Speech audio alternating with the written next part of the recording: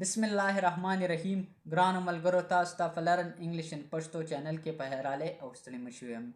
ملګرو، نننۍ ویډیو ډیره اهمه ده. په دې کې به زه تاسو ته انګلیسي نه زده کوم، خو د انګلیسۍ سره تړلې چې کومې خبرې دي هغه به درته شریکوم. ویډیو به بالکل تر اخره پورې ګورئ، ځکه چې دا ویډیو ستاسو دپاره ډیره زیاته مهمه ده. په دې ویډیو کې به زه تاسو ته یو څو خبرې شریکوم. پهلنۍ خبره څه ده؟ پهلنۍ خبره خو دا ده که چېرته یو کس ووایي چې ما ته خو انګلیسي اډو راځي نه، یعنې ما ته خو بالکل انګلیسي نه راځي، نو انګلیسي به زه څنګه زده کوم؟ دویم نمبر خبره، ملګرو ستاسو چې کوم کمنټونه ما ته راځي هغې په باره کې به هم زه تاسو ته خبره کوم چې ستاسو کمنټونه ما ته څنګه کمنټونه راځي، په دې به هم زه تاسو ته خبره کوم.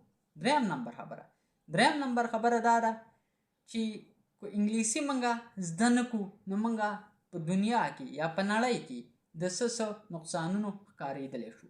څلورم نمبر خبره د واتساپ ده چې د واتساپ نمبر به هم زه تاسو ته په دې ویډیو په اخره کې درکوم. ملګرو پهلنۍ خبره خو دا ده چې که یو کس وایي چې ما ته انګلیسي نه راځي نو زه به څه کوم؟ که چېرته تاسو ته انګلیسۍ کې څه مسله وي تاسو خو به په یوټیوب کې ویډیوګانې ضرور ګورئ، ځکه چې د دې نه بغیر انګلیسي زده کول یا خو په سکول کې هم زده کیږي، خو د سکول نه علاوه یوټیوب کتل هم ډیر ضروری دي. ملګرو کله چې تاسو زما ویډیوګانې ګورئ اسانه طریقه ده، کله چې تاسو زما ویډیو سٹارټ کوئ چې تاسو ځان سره قلم او کاغذ ځان سره ایښئ. زه چې کومه جمله وایم یا کوم لفظ وایم چې هغه تاسو ځان سره لیکئ. کله چې تاسو یو څیز یادوئ نو د هغې د یادولو اسانه طریقه او یو داسې طریقه چې هغه څیز به تاسو نه بیا هېرېږي هم نه، د هغې اسانه طریقه دا ده چې هغه څیز چې کوم ته په خوله باندې وې خو چې هغه بیا ته هم لیکي، په کاغذ باندې ولیکي. نو که چېرته تاسو هم یو څیز یادول غواړئ، تاسو وایئ چې موږ انګلیسي مضبوطه یاده کړو، نو تاسو به پهلنی کار دا کوئ چې تاسو ته زه کوم څیز وایم هغه به بار ګورئ هم او بیا به ځان سره لیکئ هم. کله چې تاسو یو څیز ولیکئ نو هغه ستاسو په دماغو کې پوه کینی. دویم نمبر خبره دا ده چې که یو کس وایي چې مطلب د انګلیسۍ اهمیت څه دی، انګلیسۍ دومره اهمیت دی، انګلیسي یو داسې ژبه ده چې دا د نړۍ په ټوله نړۍ کې ویلی شي، یعنې که د دنیا موږ هر ګوټ ته لاړ شو، کوم ځای ته هم موږ لاړ شو، موږ ته انګلیسي نه راځي نو موږ به د غټو مسلو ښکاري. مثال خبره که اوس یو کس برطانیه ته لاړی، انګلینډ ته لاړی یا امریکې ته لاړی، که چېرته ته په یو دکان کې یا په یو سټور کې کار کول غواړې او تا له انګلیسي نه درځي نو تا ځان سره کس په نوکرۍ باندې نه اجي، ځکه که تا له انګلیسي نه درځي او تا هلته ورشي او تا ته یو کس وایي چې دا څیز پکار دی یا دا داسې دي یا داسې دي، که تا له انګلیسي نه درځي نو ته به دا خبرې څنګه کوي؟ نو تاسو ته هلته نوکرۍ نه ملاوېدل هم ډېر مشکل وي. یا که ته چېرته یو ځای ته ځي او ته د یو کس نه پوښتنه کوې چې دا لاره کوم طرف ته تللې ده او که تا له انګلیسي نه درځي نو ته ورته دا نشي ویلی. نور ملګرو ستاسو چې کوم کمنټونه دي ماته ستاسو چې کوم کمنټونه ماته راځي په هغې کې ځینې ملګري ماته وایي چې ته د هر ټکي بیله معنا کوه.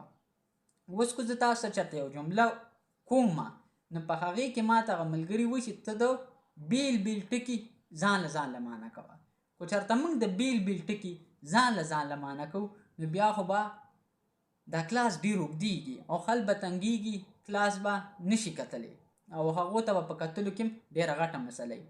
ما د هغې دپاره یو داسې سیسټم یا داسې نظام جوړ کړو چې زه به ستاسو دپاره وکیبلري کوم لغتونه چې کوم دي هغه به زه تاسو ته ځان له ایکسپلین کوم او د هغې معنی به درته کوم او بیا به درته هغه په جملو کې هم استعمالوم او په اسانه طریقې سره به تاسو زده کوئ. پاتې شوه د واتساپ نمبر خبره. ملګرو د ویډیو په ډسکرپشن کې به تاسو ته زما د واتساپ نمبر په ډسکرپشن کې به هم درته او په پهلني کمنټ کې به هم درته ما پین کړی.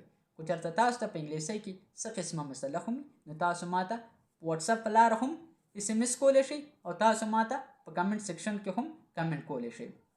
ځینې ملګري ما ته کمنټ وکړي چې د دې ټکي څه معنا ده، نو کله یو زه په کمنټ هم پوه نه شوم زه ورته وایم په واتساپ باندې SMS وکړه. نو که چېرته تاسو ته په یو څیز باندې مسله یو داسې ټکي چې هغه زه تاسو ته په کمنټ باندې نشم ریپلای نشم درکولی، جواب نشم درکولی، نو تاسو له پکار دي چې ماته په واتس اپ باندې اس ام اس کوئ، ځکه چې په واتس اپ باندې به زه تاسو په وایس اس ام اس کې یا په ویډیو کال په کال باندې هم په اسانه طریقې سره پوهوم. ملګرو ځینې کسان ماته وایي چې ته ویډیو غټه جوړوه، ځینې کسان وایي چې وړه جوړوه. نو که تاسو څنګه خوښوئ تاسو ماته ضرور کمنټ وکړئ او کمنټ سیکشن کې ماته ووایئ. او تاسو ته په انګلیسۍ کې څه قسمه مسله هم وي تاسو ماته کمنټ کولی شئ، د واتس اپ باندې هم ماته اس ام اس کولی شئ.